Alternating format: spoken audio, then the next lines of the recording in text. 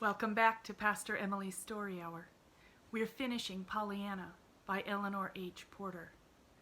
Today, Chapter 29, Through an Open Window.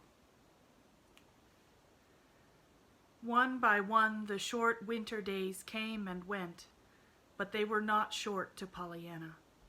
They were long and sometimes full of pain. Very resolutely these days, however, Pollyanna was turning a cheerful face towards whatever came. Was she not specially bound to play the game, now that Aunt Polly was playing it too? And Aunt Polly found so many things to be glad about. It was Aunt Polly, too, who discovered the story one day about the two poor little waifs in a snowstorm who found a blown-down door to crawl under and who wondered what poor folks did that didn't have any door. And it was Aunt Polly who brought home the other story that she had heard about the poor old lady who had only 2 teeth, but who was so glad that those 2 teeth hit.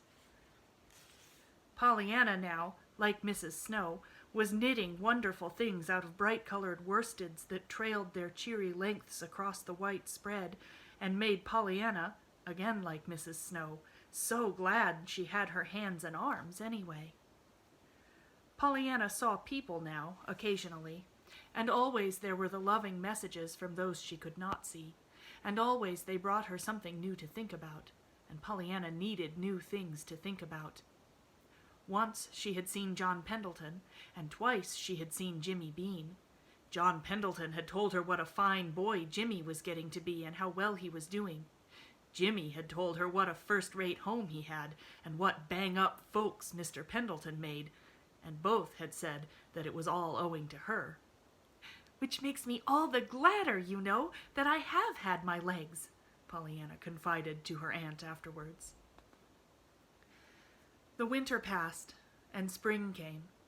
The anxious watchers over Pollyanna's condition could see little change wrought by the prescribed treatment. There seemed every reason to believe, indeed, that Dr. Meade's worst fears would be realized, that Pollyanna would never walk again. Beldingsville, of course, kept itself informed concerning Pollyanna, and of Beldingsville, one man in particular fumed and fretted himself into a fever of anxiety over the daily bulletins which he managed in some way to procure from the bed of suffering. As the days passed, however, and the news came to be no better, but rather worse, something besides anxiety began to show in the man's face. Despair, and a very dogged determination, each fighting for the mastery. In the end, the dogged determination won, and it was then that Mr. John Pendleton, somewhat to his surprise, received one Saturday morning a call from Dr. Chilton.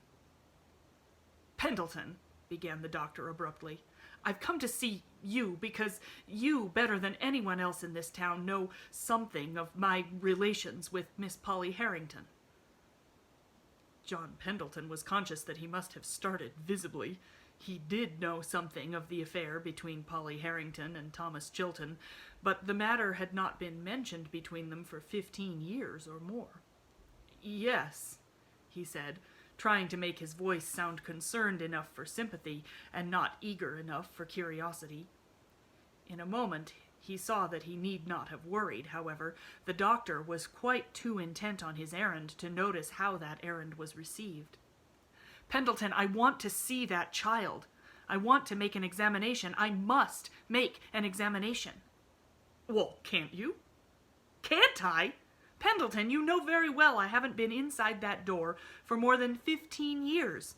You don't know, but I will tell you, that the mistress of that house told me that the next time she asked me to enter it, I might take it that she was begging my pardon, and that all would be as before, which meant she'd marry me.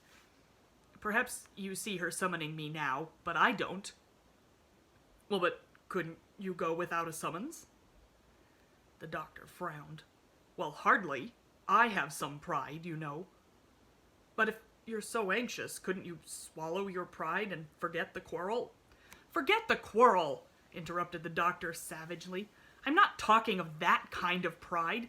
So far as that is concerned, I'd go from here to there on my knees or my head, if that would do any good.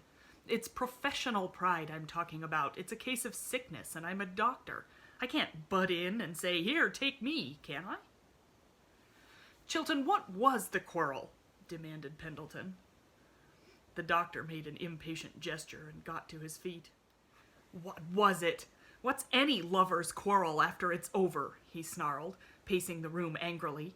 A silly wrangle over the size of the room or the depth of a river, maybe. It might as well be, so far as it's having any real significance compared to the years of misery that follow them. Never mind the quarrel. So far as I'm concerned, I'm willing to say there was no quarrel. Pendleton, I must see that child. It may mean life or death. It will mean, I honestly believe, 9 chances out of 10 that Pollyanna Whittier will walk again. The words were spoken clearly, impressively, and they were spoken just as the one who uttered them had almost reached the open window near John Pendleton's chair. Thus it happened that, very distinctly, they reached the ears of a small boy, kneeling beneath the window on the ground outside. Jimmy Bean, at his Saturday morning task of pulling up the first little green weeds of the flower beds, sat up with ears and eyes wide open. Walk! Pollyanna? John Pendleton was saying. What do you mean? I mean that from what I can hear and learn, a mile from her bedside, that her case is very much like one that a college friend of mine has just helped. For years he's been making this sort of thing a special study. I've kept in touch with him and studied too, in a way, and from what I hear, but I want to see the girl. John Pendleton came erect in his chair. You must see her, man. Couldn't you, say, through Dr. Warren? The other shook his head. I'm afraid not. Warren has been very decent, though. He told me himself that he suggested consultation with me at the first, but Miss Harrington said no so decisively that he didn't dare venture it again, even though he knew of my desire to see the child. Lately, some of his best patients have come over to me, so of course that ties my hands still more effectually. But Pendleton, I've got to see that child. Think of what it may mean to her if I do. Yes, and think of what it will mean if you don't, retorted Pendleton. But how can I without a direct request from her aunt, which I'll never get? She must be made to ask you. How? I don't know. Oh, I guess you don't, nor anybody else. She's too proud and too angry to ask me, after what she said years ago it would mean if she did ask me.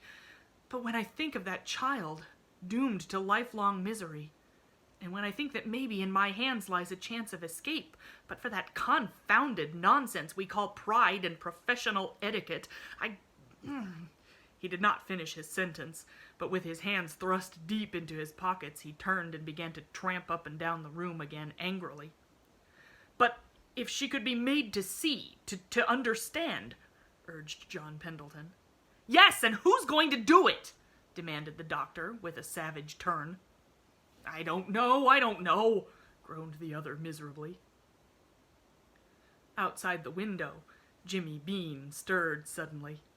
Up to now he had scarcely breathed, so intently had he listened to every word.